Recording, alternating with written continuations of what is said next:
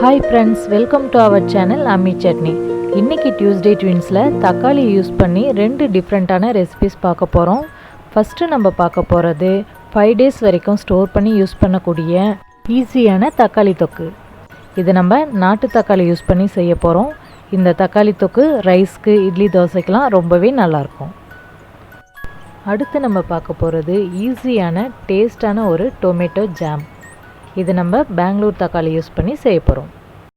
இந்த ரெண்டு ஈஸியான டொமேட்டோ ரெசிபீஸையும் தொடர்ந்து பார்க்குறதுக்கு நம்மளோட அம்மி சட்னி சேனலை சப்ஸ்கிரைப் பண்ணிவிடுங்க. இப்போ நம்ம தக்காளி தொக்கு எப்படி செய்கிறதுன்னு பார்க்கலாம்.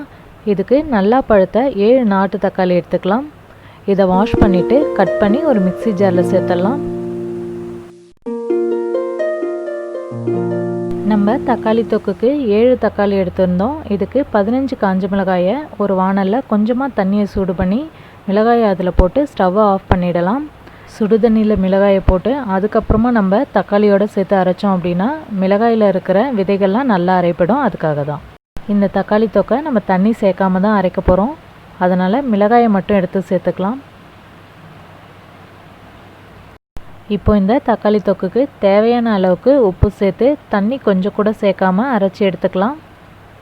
இப்போது தக்காளி தொக்கை தாளிச்சிடலாம். இதுக்கு 5 ஸ்பூன் அளவுக்கு நல்லெண்ணெய் ஊற்றி அது காஞ்சதுக்கப்புறமா கடுகு மட்டும் சேர்த்துக்கலாம்.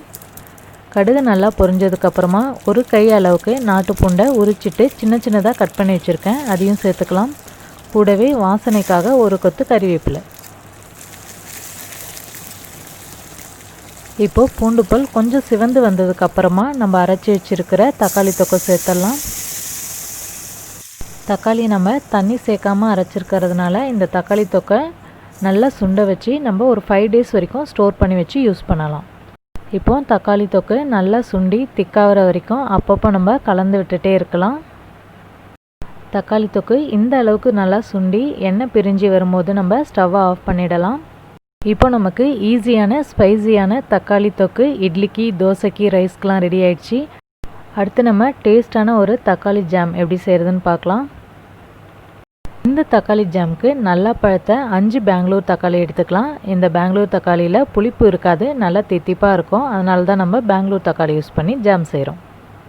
இந்த தக்காளிலாம் ரஃபாக கட் பண்ணி குக்கரில் சேர்த்து கொஞ்சமாக தண்ணி சேர்த்து ஒரு விசில் வச்சு வேக வச்சுக்கலாம். இந்த தக்காளிலாம் வேகிறதுக்காக கொஞ்சமாக தண்ணி சேர்த்தா போதும், நிறைய சேர்க்க தேவையில்லை. இப்போது தக்காளி நல்லா வெந்துடுச்சு. இது ஆறுனதுக்கப்புறமா மிக்ஸி ஜாரில் சேர்த்து பேஸ்ட்டாக அரைச்சிக்கலாம். இப்போ அரைச்ச இந்த தக்காளி பேஸ்ட்டை ஃபில்ட்ரு பண்ணிக்கலாம். ஏன்னா இதில் கொஞ்சம் விதைகளும் தோலும் இருக்கும். அதனால் நம்ம இதை நல்லா வடிகட்டி எடுத்துக்கலாம். இந்த தக்காளி ஜாமை நம்ம நாட்டு தக்காளி யூஸ் பண்ணி செய்யலாம். ஆனால் அது கொஞ்சம் தண்ணியாகவும் அதே டைமில் புளிப்பாகவும் இருக்கும். அப்போ நம்ம அதிகமாக சர்க்கரை சேர்த்துக்கணும். அதே டைமில் கொஞ்சம் சுண்டுறதுக்கும் நேரம் ஆகும். இப்போ தக்காளி பியூரி ரெடி ஆயிடுச்சு. இதை நம்ம வாணலில் சேர்த்து நல்லா கொதிக்க வச்சிடலாம். இப்போ ஃப்ளேமை மீடியமில் வச்சு தக்காளி பியூரியை திக்காகிற வரைக்கும் நம்ம சுண்ட வைக்கலாம். தக்காளி ஜாமுக்கு தேவையான அளவுக்கு சர்க்கரை சேர்த்துடலாம்.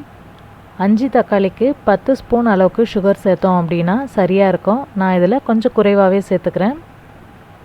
தக்காளி ஜாம் நல்லா திக்காகிற வரைக்கும் அப்பப்போ நம்ம கலந்து விட்டுட்டே இருக்கலாம்.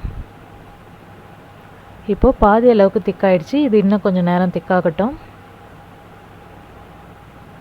தக்காளி ஜாம் ரெடி ஆகிடுச்சு. இந்த அளவுக்கு திக்கானதுக்கப்புறமா நம்ம ஸ்டவ்வை ஆஃப் பண்ணிடலாம்.